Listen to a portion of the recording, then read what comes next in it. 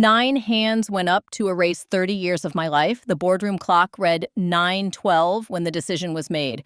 For stability, the chairman said, as if stability was what you got by pushing a 71-year-old woman out of the company she'd built. We're grateful to Margaret for her vision and her excellent work. Read it aloud, I said, and the room went silent. He cleared his throat. In view of concerns about recent decisions, the words were knives to the jaw. Across from me, Evan, the CFO I'd hired straight out of graduate school, couldn't meet my eyes. The youngest director pretended to look at his phone. Only Linda, the only woman next to me, looked upset. It's for the best, the chairman muttered. For whom? I asked, quietly enough that a few people leaned toward me. For the clients? For the ones who still call me Mrs. M because I came in when everything was falling apart? Or for the ones who promised me last fall there would be no surprises? Margaret, Evan said, finally looking up, it's about trust. How could the guy I mentored repay me with this? The question sounded heavier than I'd intended. The lawyer nudged the pen closer. If you sign the terms of your release, we can work this out amicably. I picked up the pen, felt its weight, and smiled to myself. Friendly. What a nice word for being thrown aside.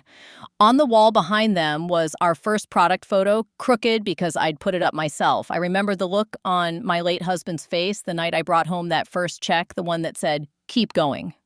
Sure, I said, and slid the papers back unsigned. But we'll do it right. My lawyer will be in touch. Evan's jaw twitched. The chairman's eyes narrowed.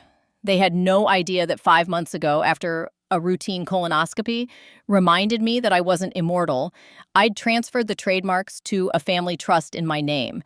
They'd never asked who owned our name, they'd only licensed it. They hadn't noticed the clause that made that license contingent on my continued involvement in the project, or the invoices I'd sent that their new efficiencies ignored. Breach has a funny way of waking people up. I didn't go home after the vote. I drove to the river and let the car idle while the barge, like a patient animal, passed under the bridge. 30 years ago, I taped up our first mailing label in that parking lot with the only roll of clear tape I owned.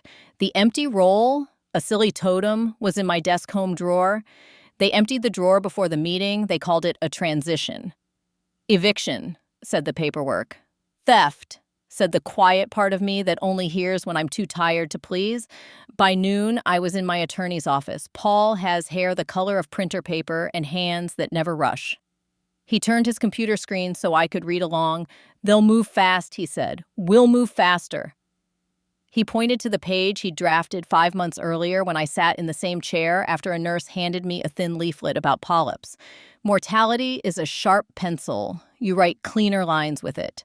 The family trust, the filings, the license agreement with my holding company, the one they all signed 13 years ago when we spun the brand away from the operating company to shield it from a lawsuit I never told them almost ruined us, were all there. Section 12B, key person provision. If the founder is removed or reduced from an executive role without adjudicated cause, the licensor may terminate the license upon notice. A 21-day cure period. No assignment without my consent. The language had felt paranoid when we wrote it. It felt like a spine now. Paul slid the notice across the desk. I can file this by close of business. You'll be the bad guy for a day. Then the panic will start where it belongs. I don't need them to like me, I said. I need them to learn. I drove to the plant before rush hour. The 3 o'clock changeover always made me happy. People in hairnets and steel-toe boots, a smell of yeast and machine oil, the hiss of compressed air. Miguel, our night supervisor, hugged me at the dock. Mrs. M, he said into my shoulder. They said you were going on a long vacation. His eyes were wet. We don't take vacations, I said, and he smiled for the first time that day. I walked the line like a thief revisiting a childhood home. We used to print serial numbers with a stamp so weak you could scratch them off with a fingernail. My daughter bought me a real engraver for Mother's Day, and I stayed up learning settings so we could pass inspection. I touched the new engraver, sleek, expensive, and hated it for a second because it had made the men who voted this morning feel like gods. Is it true? Miguel asked, voice low. You gone? I'm here, I said, which was mostly true. Etzitai, keep your people safe. If anyone tries to cut a corner, you call me. He hesitated. Even if they threaten. Especially then. At home, I turned on every light in the kitchen and spread papers across the table where I had mixed dough and negotiated shipping rates and taught grandchildren to count quarters. I highlighted Section 8, quality control. I had insisted on a right to pull the license if quality slipped. They had laughed at the time. We're not exactly making airplanes, Evan had said, and signed. The next morning, my notice went out by courier, certified mail, and email. A copy was hand-delivered to the bank because debt covenants listen to price before they listen to people.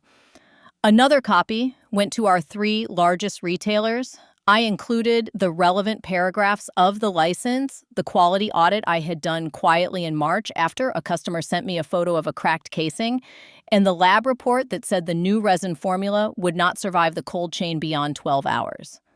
The report had appeared on my desk with no cover sheet and no name. That meant Linda. I called her from my garden, dirt under my nails, sun on my shoulders. You were right to check, she said before hello. They pushed the cheaper formula through after you got sick in January. They needed the extra 2 points of margin to make the quarter. Evan's words, not mine. He told the lab to soften the language. I saved the original file. Why didn't you stop them? I tried, she exhaled. The vote was 8-1, remember? He kept repeating fiduciary like it was a prayer. Her voice dropped. I'll send you everything. Use it if you must. Just keep the line workers out of it. That afternoon, the first email arrived. We strongly disagree with your interpretation, the chairman wrote. We intend to continue using the brand while we resolve this. In the attached PDF, our logo sat beside a word I had never allowed in any document, founder.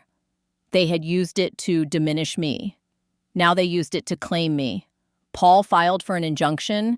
They filed for one too. The courthouse smelled like burned coffee and carpet cleaner.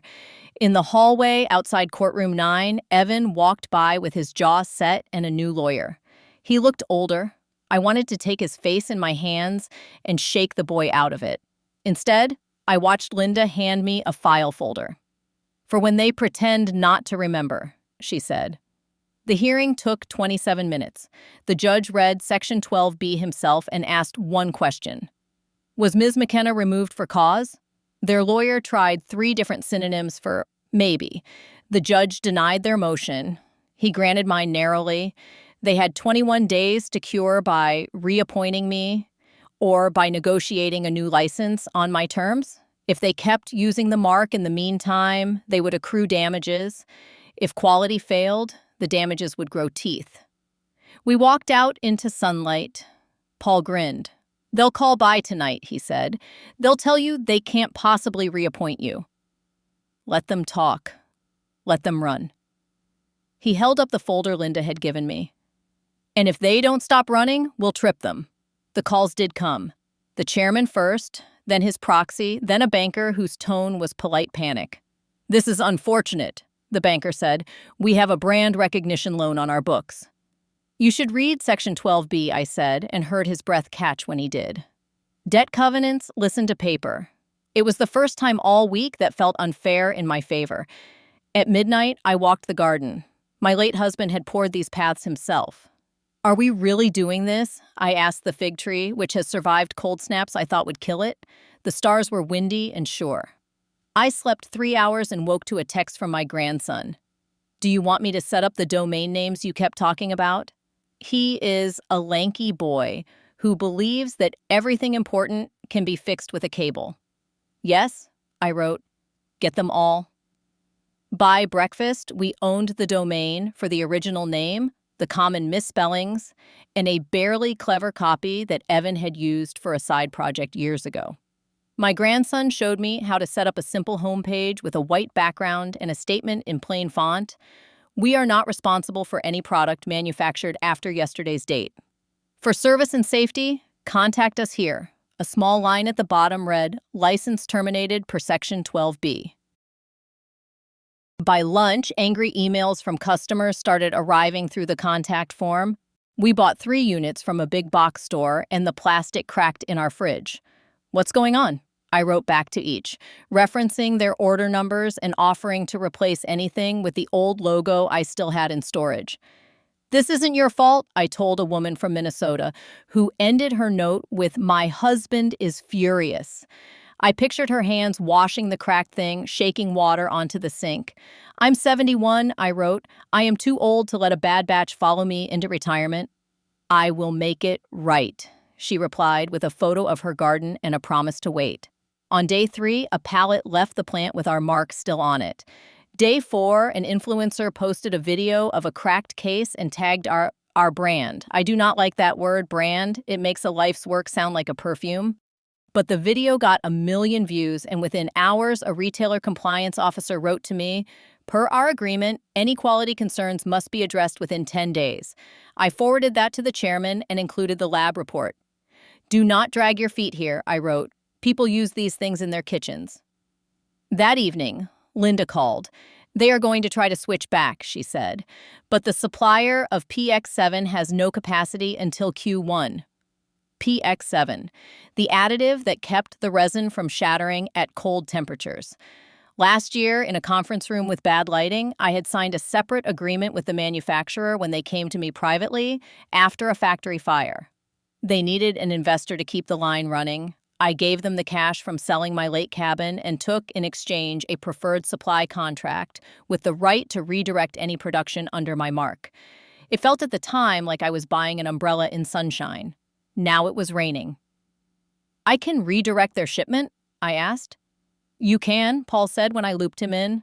"Ethically, the best use is to serve customers who already bought the product expecting your brand. Legally, our right is clear. The optics will be loud. Be ready." I wasn't ready. The first time I told a man in a suit, no, I was 28 and 8 months pregnant, and the air left the room like I had opened a window in winter. This felt like that, old, familiar, a little cruel. I sent the notice to the PX7 supplier and then turned off my phone and washed the breakfast bowls by hand. My grandson stood in the doorway with a look of awe I have only seen on his face twice, once when he learned to ride a bike and once when he saw the ocean. "You're really doing it," he said. "I raised you," I said. "Of course I am." They didn't reappoint me. They formed a special committee to review options. They hired a crisis PR firm that put my name in their mouth like a marble. They also did something stupid in a way men do when they are tired. They approved a rush purchase of an alternative additive from a broker who used a Gmail address. PX7 knockoff. When the pallets arrived, the plant refused to sign them in. Miguel called me. "It smells wrong," he said, "like cheap tires." I could hear machinery in the background, like breath. "Do not run it," I said. "If anyone pushes you, call me and the inspector." He did. And when the inspector arrived, he brought a camera. On day 10, retail chargebacks started. On day 11, the bank called Evan. I know this because he found Linda in a quiet stairwell and finally let his voice break instead of his promise. "They're going to breach the covenant," he said. "If we lose the name, the model, the projections, we don't hit the debt service coverage ratio." Linda told him what I would have. "You should have told the truth in January." He said the word fiduciary again, and she put a hand on his arm. "You hid a known defect from customers to make the quarter, Evan." That is the opposite of a fiduciary. She recorded none of it. She is not cruel. She did, however, send me the email where he approved the change with a smiley face. The next board meeting was emergency closed session. I wasn't in the room, but I was in the building, sitting in the lobby with a cup of coffee so bad it seemed personal. People walked through the revolving door and did double takes when they saw me. Some came over to squeeze my shoulder. "Mrs. M, this is M," the receptionist whispered. "Do you need anything?"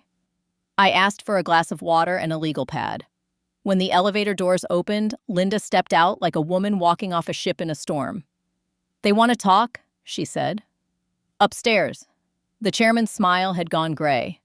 Evan looked at the ceiling. The lawyer wore a tie aggressive enough to qualify as a statement. "We have a proposal," the chairman said, sliding a folder to Paul, who had joined me silently, like men in old movies do. Their proposal, a new license with my name on it and their terms underneath, a consultant fee they thought would soothe me, a non-disparagement clause so broad it would have gagged me in my sleep. "And your reinstatement as founder emeritus," he finished, as if the Latin would help. "I don't want a title," I said. "I want the truth in writing. You will revert to the original formula, publicly recall the bad batch, cover every customer's cost without the runaround, and replace units until this is a story women tell at their kitchen tables with relief, not rage. Then we can talk about a license." I leaned forward. "And Evan will apologize." He began. "You lied to my face," I said. "You told me the new resin was safe." Linda looked at him and did something I will be grateful for as long as I live. She let silence do the work. In 12 seconds, a man ages a year if he has a conscience. He did. "I did," he said. "I thought we could fix it before anyone noticed. I told myself we were protecting jobs." "How many jobs are protected if a toddler ends up in the emergency room?" I asked. "We make things people put in their homes. If we do it wrong, we do harm." They rejected the recall. They said the data was inconclusive. They said the lab report was flawed. They said everything but "I'm sorry." We stood, Paul gathered the papers, and we left without shaking hands. I wanted to cry in the elevator, but decided the lobby bathroom was more private. I locked myself in a stall and watched my hands shake each other while I listened to women next to me discuss a client as if he were weather. When I came out, the receptionist had left a small chocolate on the counter and a note. For strength. On day 15, we filed a complaint for trademark infringement and breach. On day 16, a local paper ran a story about the court order and the quality issues. They used a photo of me from our 10th anniversary party, my hair darker, my smile wider, my hand on a cake knife. I do not like newspapers. I also know they are the only way some people believe a thing happened. My phone buzzed so much I put it in a drawer. On day 18, an email arrived from a private equity firm that had circled us last year like a patient hawk. We'd be interested in acquiring the brand outright, it said, and installing management aligned with your philosophy. I should have deleted it. I forwarded it to Paul. He wrote back 2 sentences. "This is leverage. Leverage is grace." On day 19, the bank called for a meeting. On day 20, they declared a technical default based on the restriction of the brand license impairing collateral value. The chairman called me names in a message I didn't return. Evan didn't call at all. Linda sent a text. "The bank is moving to replace the chairman with a restructuring advisor. Be ready." Ready looked like this. I pulled the loan note I had made the company sign 6 years ago when I bailed us out after a flood insurance snafu.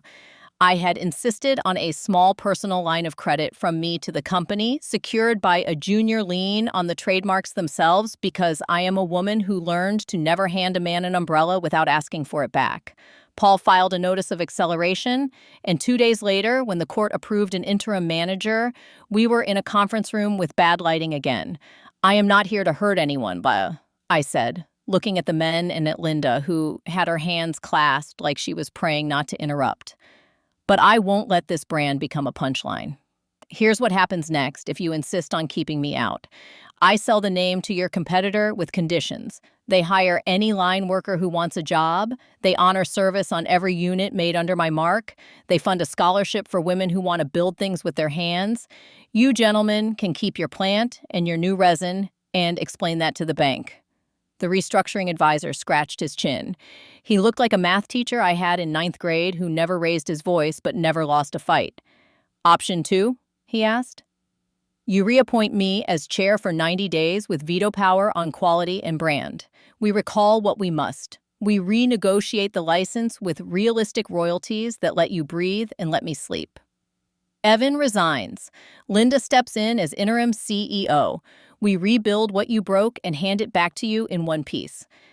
I held up my palm. There is no option 3 that involves anyone pretending nothing happened.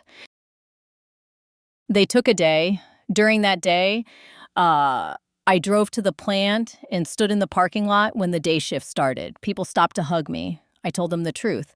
We made a mistake and we're going to fix it. Someone started to clap. I asked them not to. It's not a performance, I said. It's our job. They took option 2. I did not gloat. Gloating rots the teeth you need to eat with.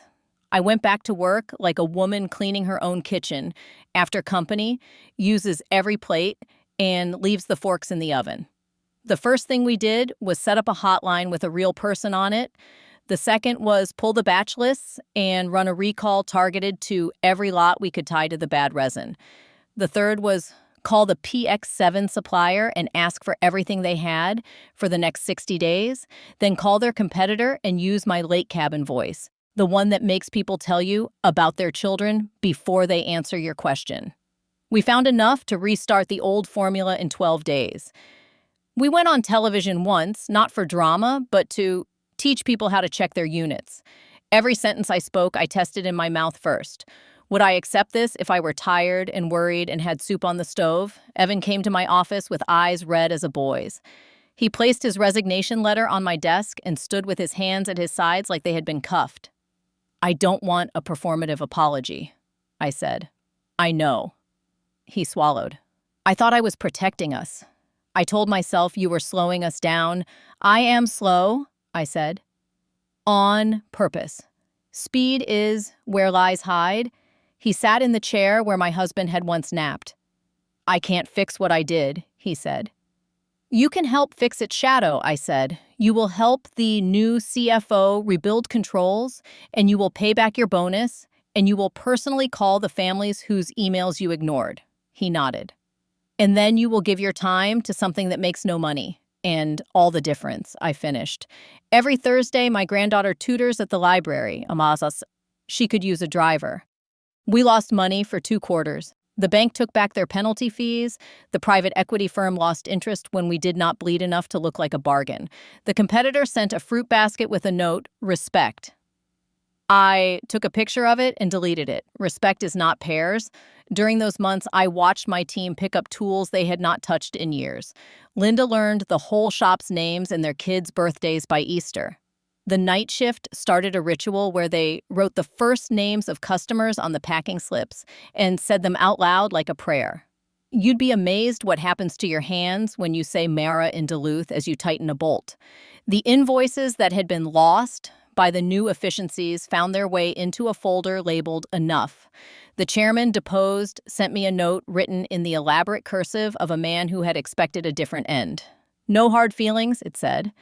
I did not reply. Feelings are not a pie you slice to keep from starving. They are a weather system you walk through. On a warm Wednesday, a woman drove 3 hours to the plant and sat in the lobby with a box on her lap. The receptionist called me. She says she wants to talk to the owner, she whispered. The woman was 60 if she was a day. With hair the color of rain clouds, she held a unit from the bad batch like a cat you loved and had to put to sleep. I bought this because your face was on the shelf talker at the store, she said. I figured if a woman my age put her name on it, it wouldn't crack like the last one. When it did, my husband said I had been naive. I told him I would drive here and ask you to your face why I was asleep, I said. Her eyes sharpened. Not literally, I added, spiritually. The young men on my board told me they would handle it. I believed them because I remembered how they looked as boys. That is the foolishness of grandmothers. I will not commit it again. I replaced her unit with a new one and walked her through the plant so she could see where her lifeless plastic had been replaced with something that understood cold. She asked to shake Miguel's hand. She asked me for a recipe for lemon cake. She left her cracked unit with us as if it were evidence and then paused at the door. Don't retire, she said. We're not ready for you to sit down. I smiled. I don't sit well anyway. When the 90 days were up, I convened the board in the same room where they had voted me out. The neon clock said 9:12. Some details return like birds. I put a binder on the table. Inside were the recall numbers, the customer letters, anonymized, the supplier agreements, and the draft of a new license. At the back, a single page with 2 sentences. No change in materials without written approval by the licensor. Any board member who votes to reduce quality to increase margin will resign. They signed. Linda cried quietly into a napkin and then, to hide it, laughed at a joke that wasn't funny. Evan, now a consultant on the payroll of his conscience, handed the new CFO a list of things he wished he had done differently. The restructuring advisor nodded once, the kind of nod men give when they see a job done simply. I walked to the factory floor and asked them to turn off the line for exactly 60 seconds. The cost of it made me wince and then harden. I climbed the metal stairs to the catwalk and looked down at the people whose hands had made and unmade my life. When I was 28 and building this on a card table, I said, I made a rule. If it touches a kitchen, it touches us. If it fails, we fail. If it harms, we stop. I paused. I forgot that for a minute. Thank you for remembering it for me. I did not return as CEO. Titles are coats. I prefer sweaters. I returned as a woman who owns her name and knows how to lend it. We set up a fund for employees to fix whatever life broke that week. Tires, glasses, rent shortfalls. Linda instituted a practice that every new product must be cooked with by someone's grandmother before launch. I test most of them in the kitchen where my grandchildren count quarters and my lawyer reads contracts and the Jasmine tries to climb the window frame like it can hear music. On a Tuesday, 6 months later, Paul called about a settlement offer for the lawsuit that had started this mess. They will pay damages, he said. They will admit liability on quality. He paused. They asked for mutual respect in the joint statement. Respect is not in the contract, I said, but decency is. We can give them that. He was quiet. You know, Margaret, he said, you could have sold to the private equity firm, bought a condo somewhere warm, and let someone else mop this floor. I'm too old to trust someone else's mop, I said, and too young to stop sweeping. The day the settlement check cleared, I drove to the river again. The barge moved under the bridge like it always had, patient and heavy, carrying something made by hands I didn't know. I rolled down the window, breathed in the mud and the iron, and let myself do it. I forgave the men who had thought they were doing their jobs by pushing me out, not because they deserved it, because my bitterness is not a souvenir. It's a weight. I am a small woman. I carry enough. Back at the plant, Miguel stopped me on the floor. He held up a unit from the new batch and thumped it like a baker testing a loaf. Listen, he said. The sound it made was the sound of something whole. He smiled. I missed that. That night, I baked lemon cake. I wrote a note for the next time I feel tempted to go fast. Do not let the quarter swallow the kitchen. I put Section 12B back in the drawer where the empty tape spool lives.